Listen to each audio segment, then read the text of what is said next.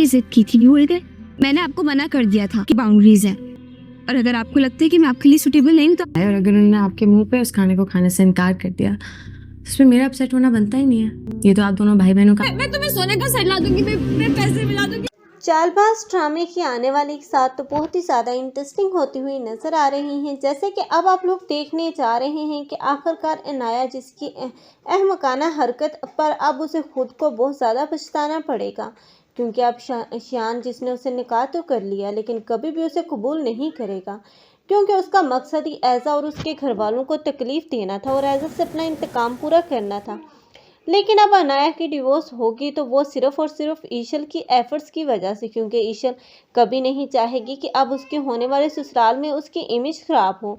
इसलिए वो अब शियान से अब एक ही बार रिक्वेस्ट करती हुई नजर आएगी कि खुदा का वास्ता है तुम अब इस अनाया को चुपके से डिवोर्स दे दो, क्योंकि अब आशिर भी होगा जो सारी हकीकत जानने के बाद अब ऐज़ा और दूसरी तरफ ईशल ही का साथ देता हुआ नजर आएगा, क्योंकि वो नहीं चाहता कि अब शियान या अनाया की वजह से उन दोनों के रिश्ते पर कोई भी असर हो।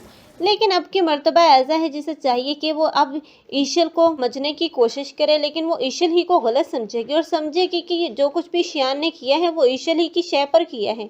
और सबसे बढ़कर अब ये अनाया जिसने ये हरकत तो कर दी, लेकिन अब पूरी ज़िंदगी ही वो सबसे इस सच को छुपाती फिरेगी, क्योंकि जब रूहान को पता चलेगा कि अनाया ने पहले अब शियान से निकाह किया था और वो उससे मोहब्बत करती थी, तब हो सकता है कि रूहान भी बज़न हो ही जाए, क्योंकि जैसे ही अनाया थोड़ी ठीक होगी उसका रवैया बेहतर होगा अब रूहान को लेकर।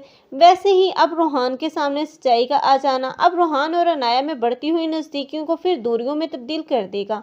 आप लोगों को ये ड्रामा कैसा लग रहा है और इस ड्रामे में किसकी एक्टिंग को लाइक कर रहे हैं? कमेंट सेक्शन में अपनी कीमती राय के इस लाजमी करें। मज़ीद ऐसे रिव्यूज़ के लिए हमारे चैनल को लाजमी सब्सक्राइब कर लें। अगर आप लोगों को हमारी वीडियो अच्छी लगी हो तो वीडियो को लाइक करना मत भूलिएगा। अल्लाह हाफिज़।